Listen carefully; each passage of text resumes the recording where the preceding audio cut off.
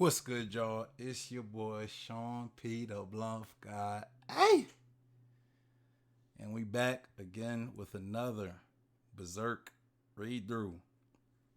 And today we will be reading chapter 22. The title of this chapter is Master of the Sword, chapter 1.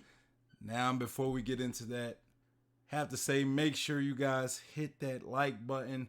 Also, subscribe, hit that bell for notifications. Comment down below. Let me know your thoughts on the read through. Let me know your thoughts on Berserk in the chapter as well. Whatever. Just let me know down in the comments. Make sure you guys follow me on Twitch so you can catch my read throughs and reactions live and you can engage with me in real time. Follow me on Instagram, Twitter, and Facebook, and make sure you join the community. Be a part of the community by joining the Discord. That's where I'm the most active at. So all of these will be in the description box below. But let's get to this chapter. Again, this is chapter 22, chronologically at least. Chronologically. If you're reading this on the map, on the app, and this would be the 22nd chapter of the series. But the name of the chapter for those that might be reading like through the books or the novels or whatever is The Master of the Sword, chapter 1. I think we are still in the Golden Age arc, so there's that. You know, you Berserk, you guys who've been following Berserk a lot longer than me might, understand it a lot better than I do, but it's a little confusing for me. But let's get into the chapter. All right, so first page we get a double page spread, and it is a more detailed and a way better. This is a very crisp double page spread where we get Zodd, after he spawned his wings and destroyed the ceiling above him right before he flew out. And he says, death will pay you a visit, a death you can never escape. Beautiful double page spread. Beautiful. Then we get a full page spread where it's finishing what he was saying. He says, a death you can never escape. And this one is just of Guts, but the art is very beautifully. It's very beautiful. It's like so crisp. Nice. All right, so we see big view of like this little town, right? A wall town. The Windham Castle, royal capital of Midland. That's where we're at. And we got some guys talking. One of them says, did you hear about the Band of the Hawk? And they say the soldiers were saying that some giant fell beast appeared in the Chutter stronghold. Just a falsehood is to conceal their own blunder. And then another one says, yes, you mean about Griffith's grave injuries in their recent battle? Oh, and then they said the soldiers were saying that some giant fell beast appeared in the Chutter stronghold. Just a falsehood is to conceal their own blunder. A simple but effective child's trick. And then another one said, but it seems it was not just one or two who witnessed it. And then another one says, besides, they were eventually successful in subduing the stronghold. Even if he was wounded, you cannot call that a blunder. Okay? So they just talking all this mess. Royalties or, diplomats and all that, just doing what they do. Guys who don't see any battle, talking all that reckless. So they're still talking. They say, this will be another step in the successive rise of his merit. And he says, it's so vexing. And then they look in shock as somebody walk towards them. And we see Guts on like a crutch walking towards them. And they whisper to each other, that is the captain of the Hawks Raiders. And I don't say, oh, the one, I guess the one that looked more like, royal, I guess. He got like long hair. He says, clear the way, you churl. And Gus just looks at him. Like he ain't with it. And then the guy like grabs Guts by the shoulder. Okay, that's where you mess up right there. You can't be putting your hands on my man's guts like that. And he says, that last battle was quite the calamity. A beast appearing on the battlefield, eh? Did you receive those wounds at the hand of said beast? Bro, Guts don't like people putting their hands on him, bro. That's one thing Guts do not appreciate. I already feel as though I know that Gus is he's probably gonna get mad at dude, probably swipe his hand, don't touch me. Yeah. Rule number 1, don't put your hands on Guts. And so the guy's talking, he's talking all the reckless. He says, perhaps in the darkness, you mistook some mutt for a monster. And then Guts he sets his crutch on the guy's foot, and the guy screams, oh. And then he kind of like bullies through the two. And then the other one says, how dare you? And Gus says, sorry, the pains made me dizzy. And then the guy with the long hair says, you bastard, face me or face my sword. And then Guts looks back in this stern look. Bro, they know not to be messing with Guts, bro. They know they don't mess with Guts. He has this the royal guy, or I don't know what he is. He has his sword half drawn, and Guts is just looking at him with a stern look, and then Guts keeps walking, and the man says, "Scary, little coward! Don't pull out that sword if you ain't ready to use it, my guy. Don't draw swords if you're not willing to use them." And the thing is, Guts don't even have a sword. I don't think he has a sword on him. Well, he doesn't, because Guts got that big sword, so it would have been very noticeable. But I don't think Guts really need his sword to fight somebody like this guy. Like, come on now. So now we're outside what looks to be like a church, or like a church or something. And we see the band of the Hulk outside of this church, and then we see 2 guards with spears in the background. We see Casca, Pippin, Rickard, what might be Korka and Judo, all sitting around. This could be like a medical facility, now that I think about it. Maybe they're like outside waiting to see what's going on with Griffith. But it looks more like a church, though. So Guts is walking towards Pippin and Rickard, and Guts asks, what are all you doing here? And Rickard says, should you be walking yet? And then Guts looks at Casca, and Casca has this just evil looking, this super stern look at Guts. Hey, but she looking kind of good right there. I'm just saying, she looking a little snackish. She looking a little snackish right there. How she looking all angry, looking at Guts, looking a little snackish. I'm just saying. And then Guts remembers back when Casca says, "It's your fault." Bruh. Hey, Casca one of them type to look good when she mad. She look good when she mad. I'm just saying. So Casca's fine self looks away from Guts. And then Judo says, "Don't worry about it. Everyone knows that wasn't your fault. Casca got as worked up as the rest of us, and she blurted that out. Don't sweat it. And then Guts is just looking. And then Guts says, so what's everyone doing? And Judo says, we're all here to pay Griffith a visit.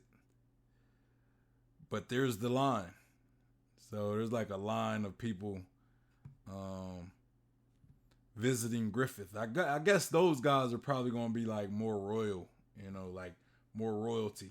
Those are the, ones who going to use their power to say, well, we get to visit him first, even though the Band of the Hawk are like Griffith's kind of more immediate family, you can say. So yeah, so we see some of the royal members or the higher class individuals talking with Griffith, and Griffith is up. He's conscious, We see him sitting up in his bed with his back on the bed frame. And we see like 5 higher class guys talking to Griffith. And Guts says, who are they? Judo says, oh, officials, bishops, dignitaries from the royal court.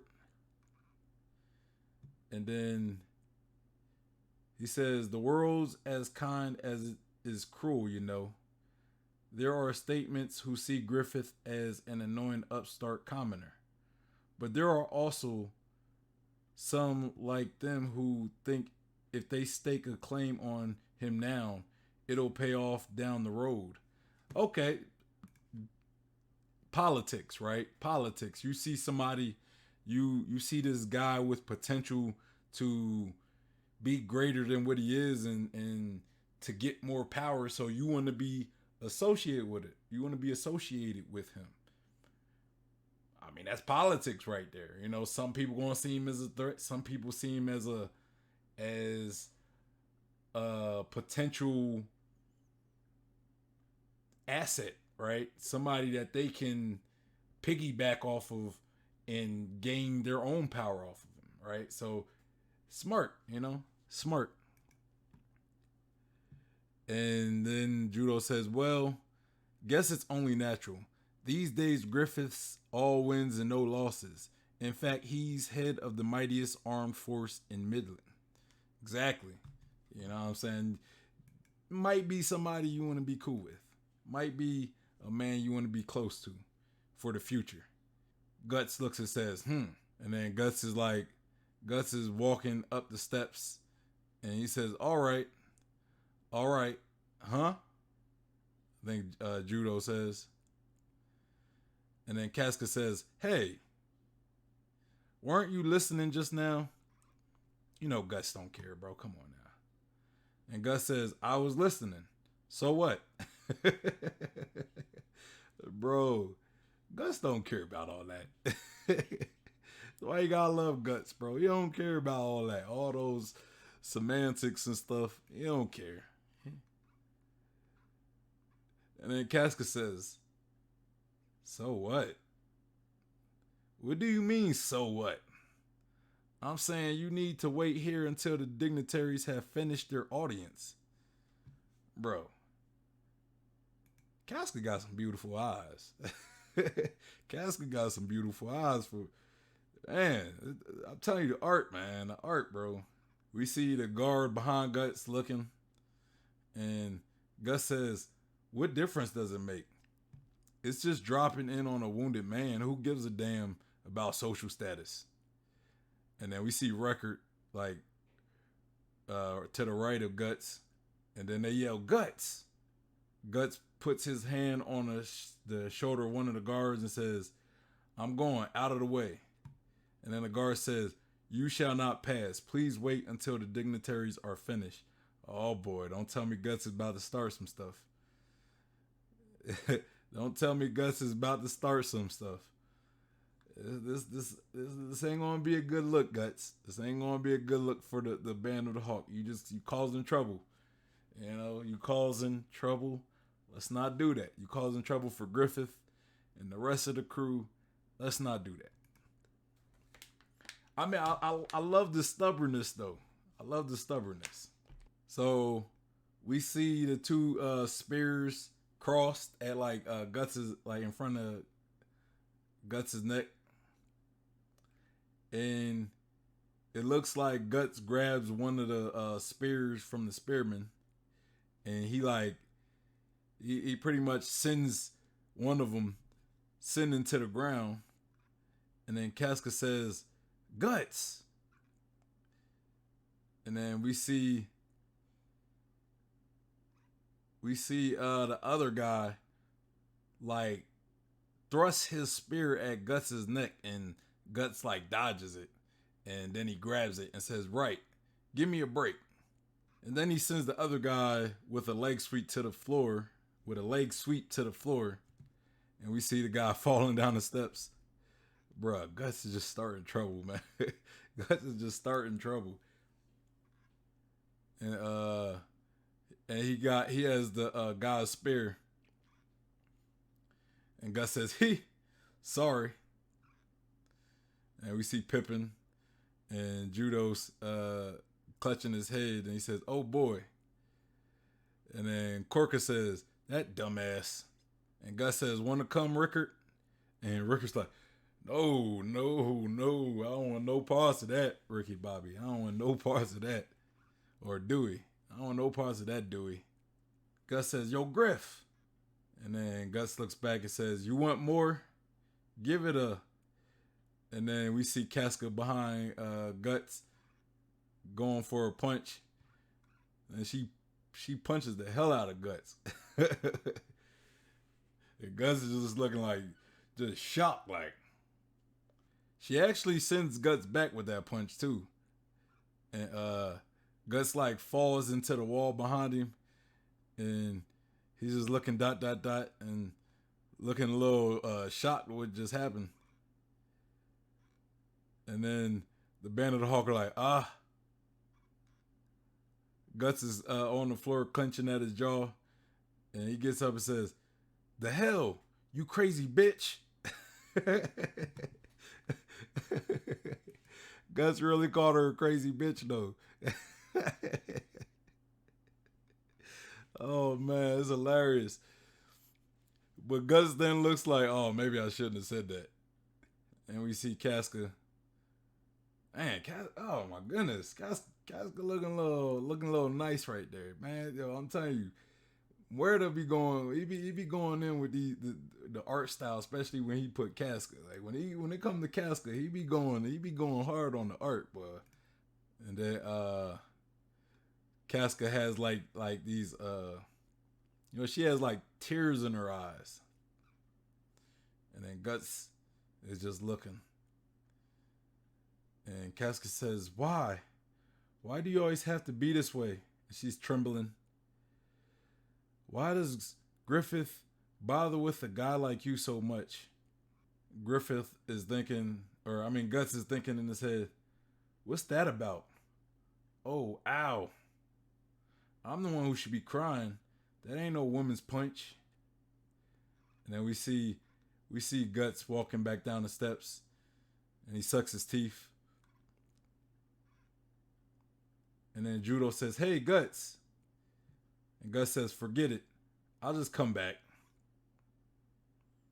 And Guts looks back, and we see Casca still staring at the spot Guts was just at.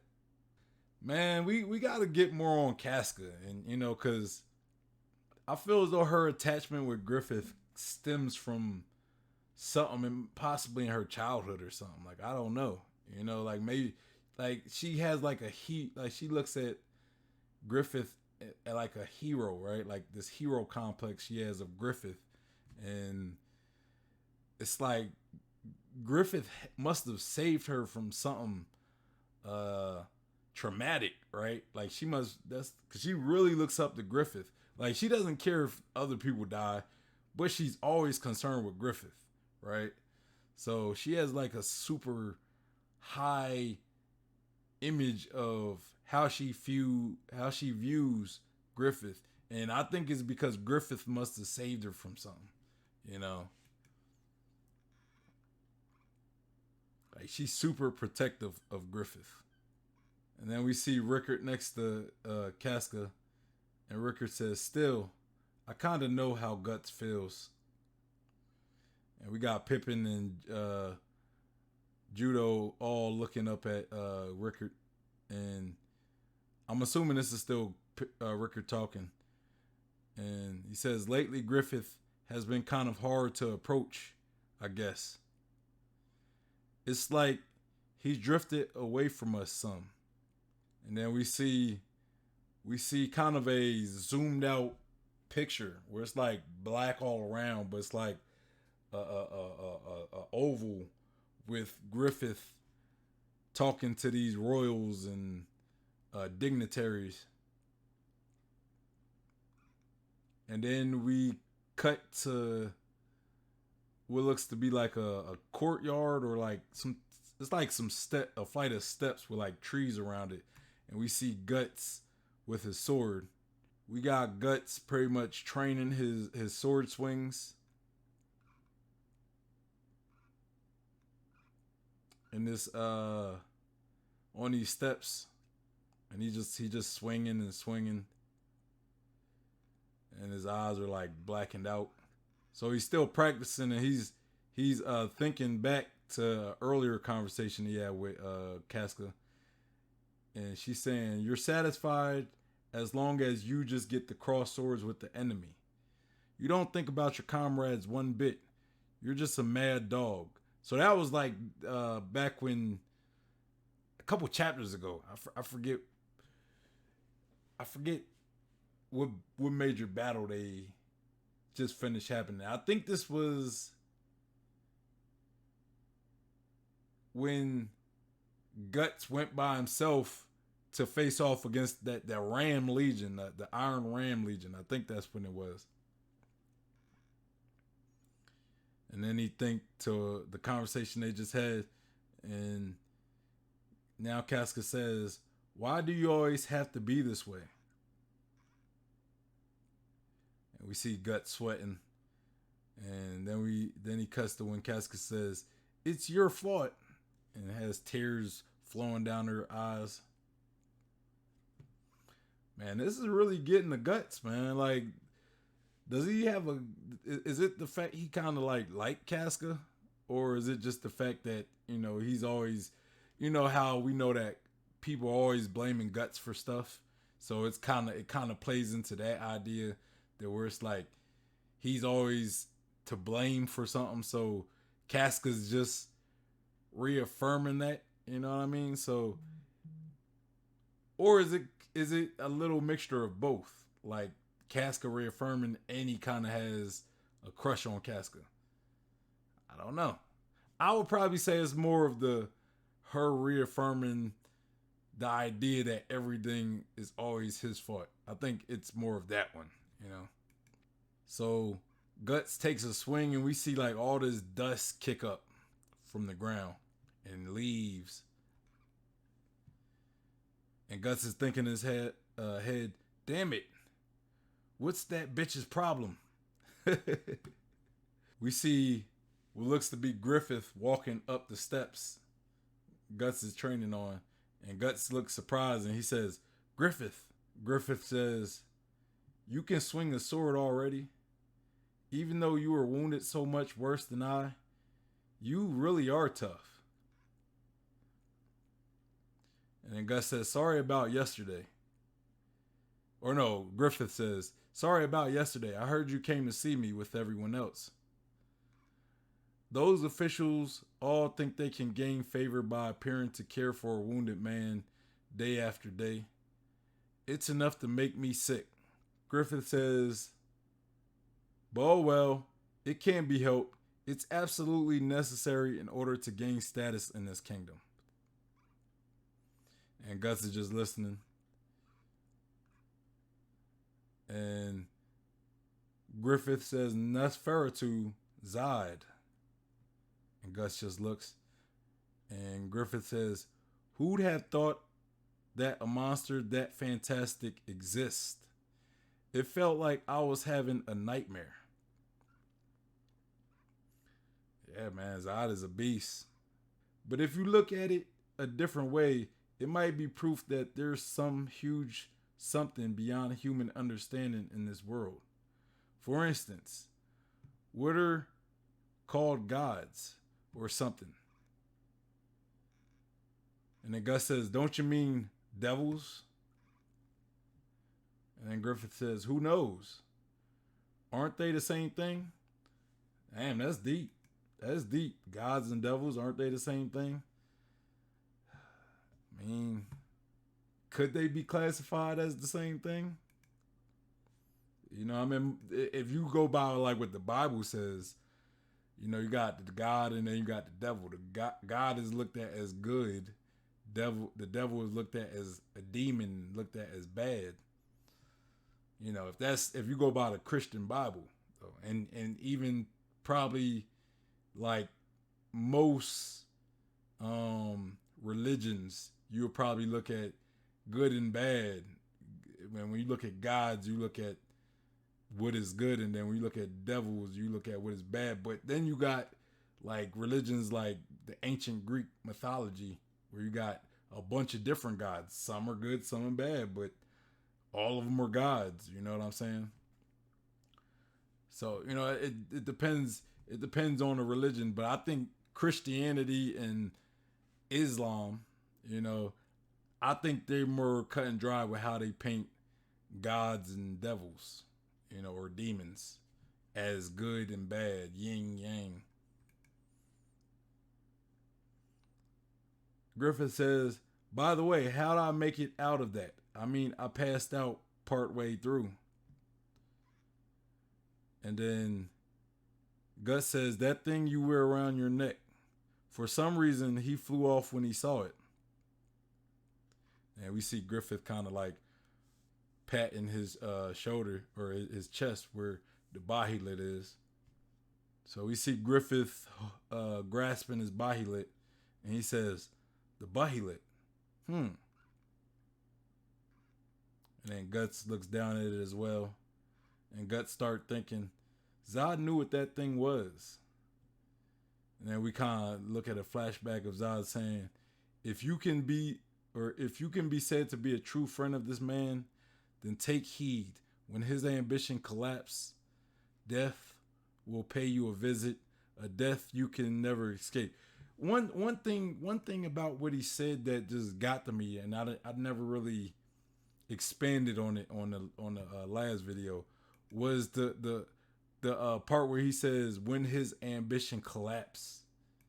You know what I'm saying? When his ambition collapse. So that makes me think that according to Zodd's prophecy, it says, because we know that Griffith is ambitious. Griffith wants to be a king. So Zodd specifically says when his ambition collapse, death will pay you a visit.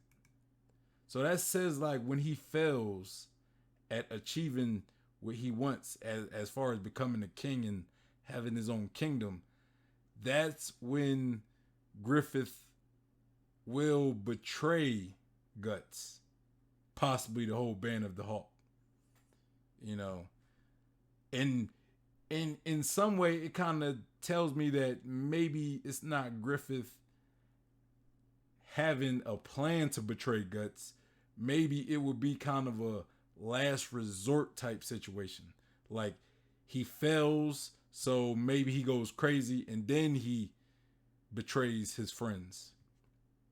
I don't know though. I don't know. Griffith says, looks like this thing even protects against evil spirits. I had to go thank the old gypsy woman. And Gus just looks.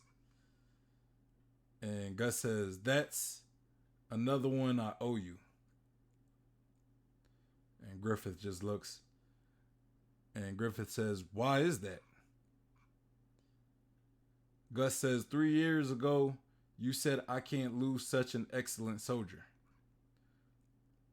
But to put your life on the line just for one soldier, that's a hot-headed thing for a calm, composed guy like you to do.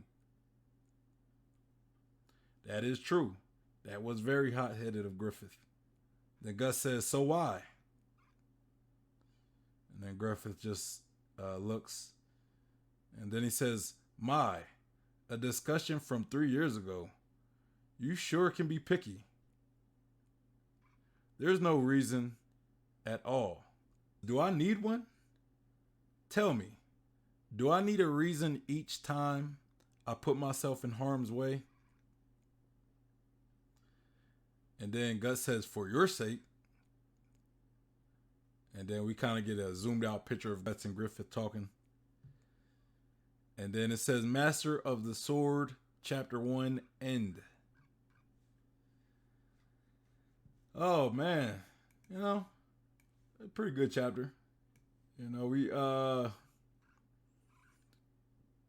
we start off with, we got two nobles talking, right? Talking about what happened back with the whole Zodd situation. And they're kind of downplaying it, says, "Oh yeah, they didn't see no demon, whatever." You know, that it's just an excuse for them for some blunder, right?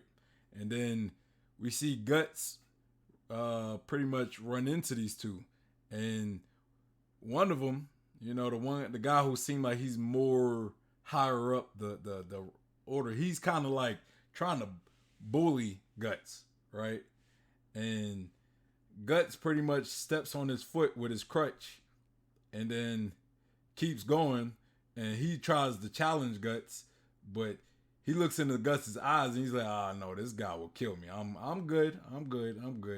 So eventually we cut to what seems to be a medical ward, right? Guts is headed there to see Griffith.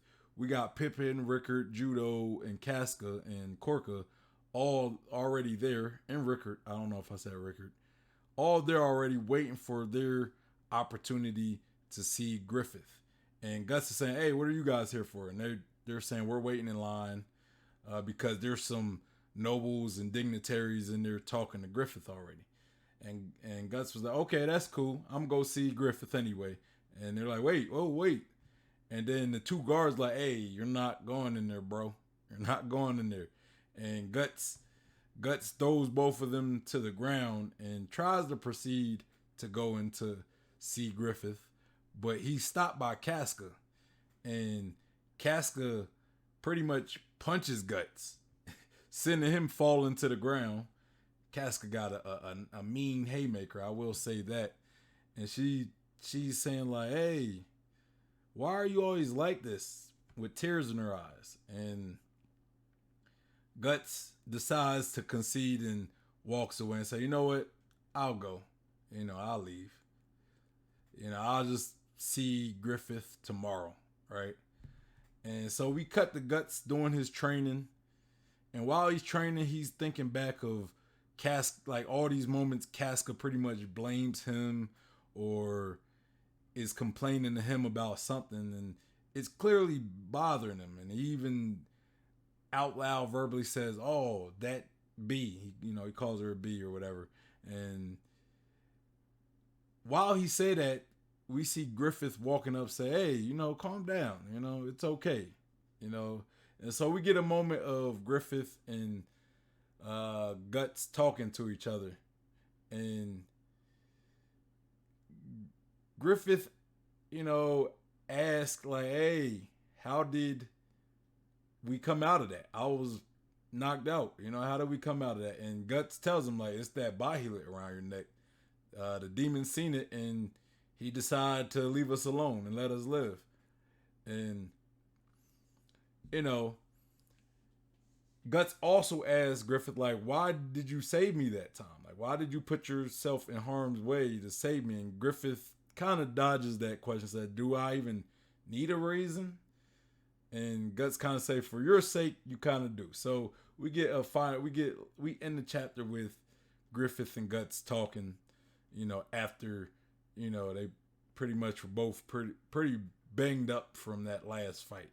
So pretty good chapter, you know, pretty good chapter. And, you know, that's the chapter. That's my chapter. That's my that's the end of the chapter. So make sure you guys hit that like button. Also subscribe, hit that bell for notifications. Comment down below your thoughts on the read through. Comment your thoughts on the chapter. Let me know your thoughts on Berserk. Just save any spoilers, please.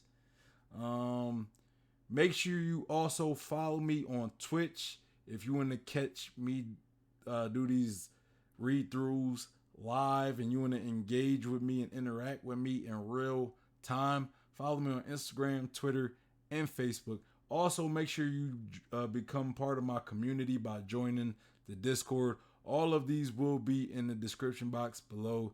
So, make sure you become a lot closer to me, to connecting with me. Anyway, y'all, it's your boy Sean P, the Bluff God, and I'm out of here. Peace.